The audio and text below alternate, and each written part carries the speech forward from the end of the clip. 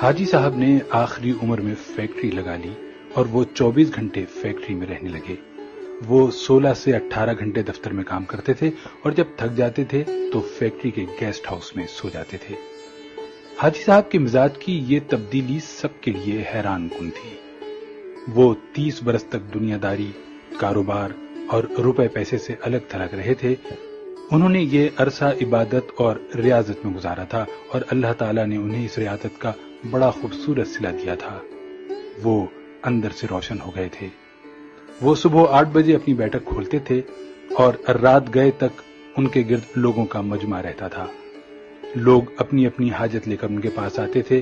وہ ان کے لیے دعا کا ہاتھ بلند کر دیتے تھے اور اللہ تعالیٰ سائل کے مسائل حل فرما دیتا تھا۔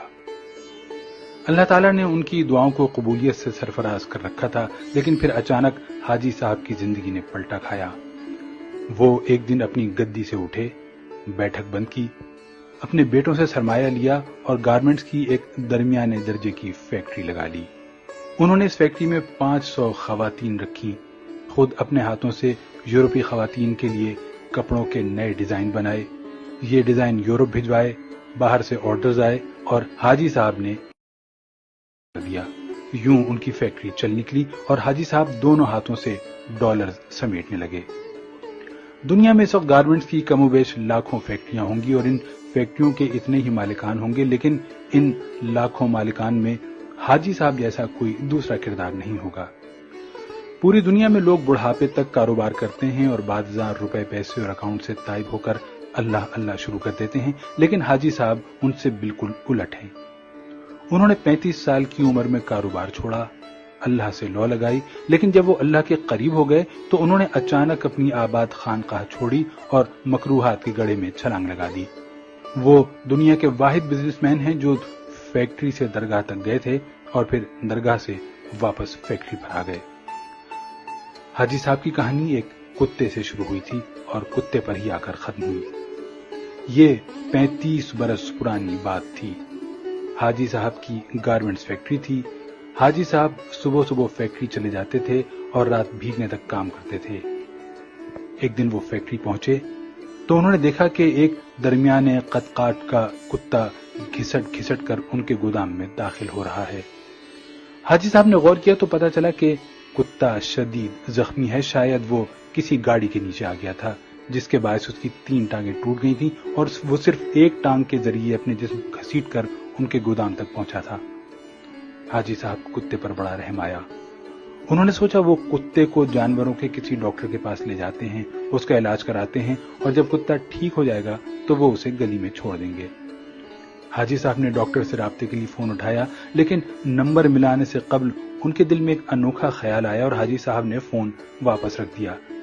حاجی صاحب نے سوچا کتا شدید زخمی ہے، اس کی 3 ٹانگیں ٹوٹ چکی ہیں، اس کا جبڑا زخمی ہے اور پیٹ پر بھی چوٹ کا نشان ہے، چنانچہ کتا اب روزی روٹی کا بندوبست نہیں کر سکتا۔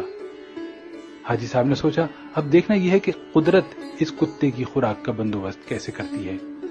حاجی صاحب نے مشاہدے کا فیصلہ کیا اور چپ چاپ بیٹھ گئے۔ وہ کتا سارا دن گودام میں بے ہوش پڑا رہا۔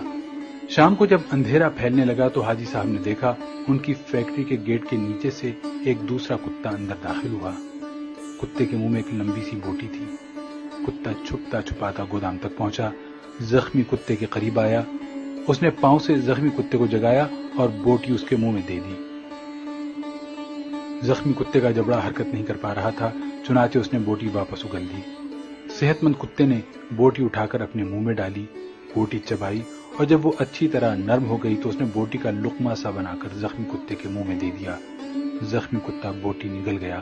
اس کے بعد وہ کتا گودام سے باہر آیا، اس نے پانی کے حوض میں اپنی دم گیلی کی، واپس گیا اور دم زخمی کتے کے منہ میں دے دی۔ زخمی کتے نے صحت مند کتے کی دم چوس لی۔ صحت مند کتا اس کارروائی کے بعد اطمینان سے واپس چلا گیا۔ حاجی صاحب مسکرا پڑے۔ اس کے بعد یہ کھیل روزانہ ہونے لگا۔ روز کتا آتا، زخمی کتے کو بوٹی کھلاتا، پانی پلاتا اور چلا جاتا۔ حاجی صاحب کئی دنوں تک یہ کھیل دیکھتے رہے۔ ایک دن حاجی صاحب نے اپنے آپ سے پوچھا، وہ قدرت جو اس زخمی کتے کو رزق فراہم کر رہی ہے، کیا وہ مجھے 2 وقت کی روٹی نہیں دے گی؟ سوال بہت دلچسپ تھا۔ حاجی صاحب رات تک اپنے اس سوال کا جواب تلاش کرتے رہے، یہاں تک کہ وہ توکل کی حقیقت بھانپ گئے۔ انہوں نے فیکٹری اپنے بھائی کے حوالے کی اور تارک الدنیا ہو گئے۔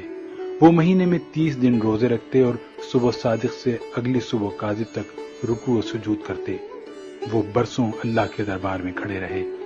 اس عرصے میں اللہ انہیں رزق بھی دیتا رہا اور ان کی دعاؤں کو قبولیت بھی، یہاں تک کہ وہ صوفی بابا کے نام سے مشہور ہو گئے اور لوگ ان کے پاؤں کی خاک کا تعویذ بنا کر گلے میں ڈالنے لگے۔ لیکن پھر ایک دوسرا واقعہ پیش آیا اور صوفی بابا دوبارہ حاجی صاحب ہو گئے۔ یہ سردیوں کی ایک نیم گرم دوپہر تھی۔ صوفی بابا کی بیٹھک میں درجنوں عقیدت مند بیٹھے ہوئے تھے۔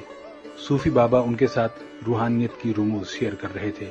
باتوں ہی باتوں میں صوفی بابا نے کتے کا قصہ چھیڑ دیا اور اس قصے کے آخر میں حاضرین کو بتایا، رزق ہمیشہ انسان کا پیچھا کرتا ہے، لیکن ہم بے وقوف انسانوں نے رزق کا پیچھا شروع کر دیا ہے۔ اگر انسان کی توکل زندہ ہو تو رزق انسان تک ضرور پہنچتا ہے، بالکل اس کتے کی طرح جو زخمی ہوا تو دوسرا کتا اس کے حصے کا رزق لے کر اس کے پاس آ گیا۔ میں نے اس زخمی کتے سے توکل سیکھی، میں نے دنیا داری ترک کی اور اللہ کی راہ میں نکل آیا۔ آج اس راہ کا انعام ہے، میں آپ کے درمیان بیٹھا ہوں۔ ان 30 برسوں میں کوئی ایسا دن نہیں گزرا جب اللہ تعالیٰ نے کسی نہ کسی وسیلے سے مجھے رزق نہ دیا ہو یا میں کسی رات بھوکا سویا ہوں۔ میں ہمیشہ اس زخمی کتے کو تھینک یو کہتا رہتا ہوں جس نے مجھے توکل کا سبق سکھایا تھا۔ صوفی بابا کی محفل میں ایک نوجوان پروفیسر بھی بیٹھا تھا۔ پروفیسر نے جینز پہن رکھی تھی اور اس کے کان میں MP3 کا ایئر فون لگا ہوا تھا۔ نوجوان پروفیسر نے ایئر فون اتارا اور قہقہ لگا کر بولا، صوفی بابا، ان دونوں کتوں میں افضل زخمی کتا نہیں تھا، بلکہ وہ کتا تھا جو روز شام کو زخمی کتے کو بوٹی چبا کر کھلاتا تھا اور اپنی گیلی دم سے اس کی پیاس بجھاتا تھا۔ کاش آپ نے زخمی کتے کے توکل کے بجائے صحت مند کتے کی خدمت، قربانی اور ایثار پر توجہ دی ہوتی تو آج آپ کی فیکٹری 500-600 لوگوں کا چولہا جلا رہی ہوتی۔ صوفی بابا کو پسینہ آ گیا۔ نوجوان پروفیسر بولا، صوفی بابا، اوپر والا ہاتھ نیچے والے ہاتھ سے افضل ہوتا ہے۔ وہ صحت مند کتا اوپر والا ہاتھ تھا جبکہ زخمی کتا نیچے والا۔ افسوس، آپ نے نیچے والا ہاتھ تو دیکھ لیا لیکن آپ کو اوپر والا ہاتھ نظر نہیں آیا۔